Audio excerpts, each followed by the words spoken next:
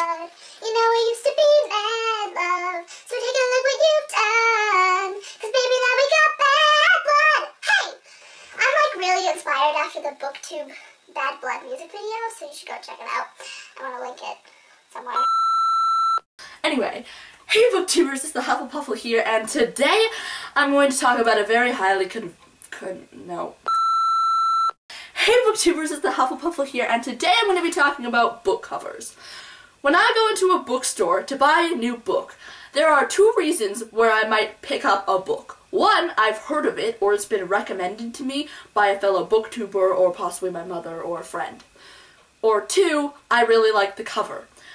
The cover is something that really attracts me to the book. Like, I'm like, ooh, that's a nice cover. I really wonder what that book is about. And then I look at the back of the book, and chances are, I like what I see, and I like what I'm reading, and I think, that sounds like a good book, and it has a pretty cover. Win-win situation, I'm gonna buy the book. So, book covers are therefore really important. I also like to display my books, as you can see, with pretty fairy lights and a pretty overhead bookshelf. And, I mean, displaying the books would be rather pointless if the books were ugly. So I'm going to be talking about my favorite book covers, and also some cover changes that I either really, really approve of or really, really don't. Okay, so the first thing that I really like the covers of, I bought these books. I ordered them in hardcover from the book depository for two reasons. One, they were talked about in Christine and Kat's videos, and then later, I think Ben and Sauce's videos as well. And that's Benjamin of Chums, not Bangity Bangs, if you're confused, because they have the same name. That's the, Ruby Red trilogy. I think that's what it's called. I don't know if it actually has a name. Yeah, the Ruby Red trilogy. So these are what the books look like. This is the first book. It's called Ruby Red. They're by Kirsten Gier. They were originally written in German, which is really cool. Look at how pretty it is. I really like the detail on the cover, and I really like the colors because, I mean, the titles, Ruby Red, Sapphire Blue, and Emerald Green, they work. They work because they're in the colors, and then I like the picture on them.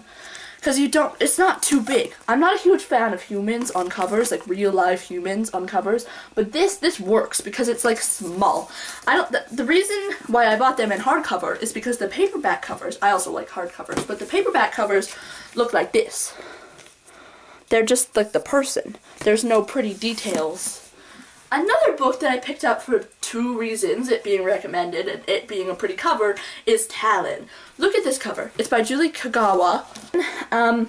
It's cool. Look at it. It's scaly.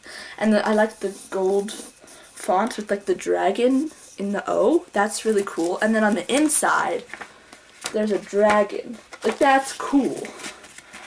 I love dragons. Dragons are really cool, and I do not read enough books with dragons in them, so this is a good book. I approve of this book. Another thing is a cover change that I really approve of. Paper Towns by John Green. This is what the cover changed to, which has a map and a pin on the map, which makes sense, and it has a lot to do with the story, which I really appreciate. And I really like this. Paper Towns is my favorite John Green book, and I really like the cover of Paper Towns. The old cover looked like this. It's just a face. I mean, what does that tell you about the story? It's about a girl. So it's not really about a girl. It kind of is, but it's more about Q than it is about Margot. The entire book is like Q's perspective. So it's more about Q than it is about Margot. So why is Margot on the cover, and why does she look like that? Get rid of it. I don't want. This is one of the books that I'm currently reading. I'm reading this book and Throne of Glass right now, and it is Deep Blue by Jennifer Donnelly. I'm quite enjoying it so far, and I mean, I picked it up because I like the cover. Look at it. It's like, it's true. It's a mermaid book, and I like mermaid books. But this isn't even the cover that I picked it up because of. I picked it up because of the sequel cover. And once I found out that this was a sequel, I was like, well, I gotta read the first book. And then I liked the first book cover. The cover's pretty, but it's nothing compared to Rogue Wave. Look at it. The colors, well, purple is my favorite color, so that probably helps a lot. But like, it just, the mist and this is a good cover. I want all covers to look like this. And then I opened it, and I see that there's a map. And I'm like, this book has a map in it? Even better! And the best part about this map is it's purple. The map is purple. What more do you want in a map in a book other than a purple map? Don't kill me, but I have not yet read Vampire Academy. I'm going to give it a minute for you to throw your spears at the computer or phone or whatever you're watching this on. I have not read Vampire Academy yet, but I do own the first book, the third book, and the sixth book.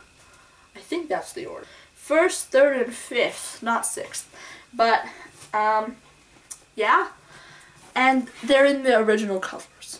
And I'm not too fond of the original covers. They're kind of terrifying. What is this? This is Vampire Academy. This is the first. What is this? I could do that. Ready? She's like...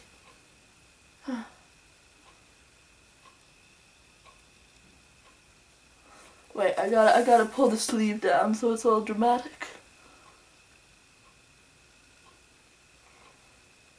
Recreation. No problem. What does that tell me that this is about vampires? If the title of this book was not Vampire Academy and I hadn't heard about it from other booktubers, I would have no idea that this is about vampires. This looks like a romance novel. I would have steered clear away from these books. But you know what's worse than these covers? It's the new covers. They literally are the exact same thing with a colored overlay and the letters V-A. They all look the same!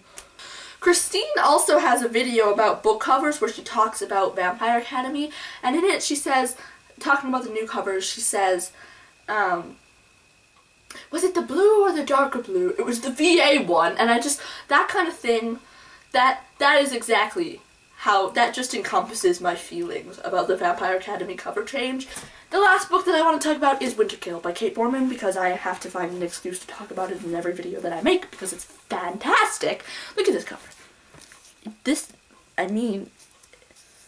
beautiful. And Dark Thaw is also amazing, but my mom is reading Dark Thaw right now, so you guys will just have to wait to see that cover until you watch my update video, because I hold it up in that. That's all I have for you today. That is my thoughts on book covers. I don't know why I had to do it that way. That is my thoughts on book covers. And I really hope you enjoyed the video. If you like what you see, you can click on the little picture of me. I always forget which corner it's in. It's in one of the corners. You can click on the little picture of me to subscribe. And if you're on a phone, you can... I'm sure you can figure out how to subscribe. I mean, it's not that hard. And I will see you guys next time. Hufflepuffle out.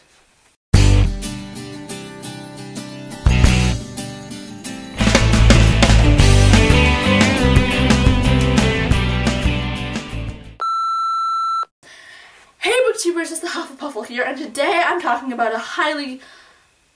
What's the word? I want to say conversational, but it's not. Conversal. Okay, there we go. Hey booktubers, it's the Hufflepuffle here. I'm not even going to say that, you know, that's not even what the video is about.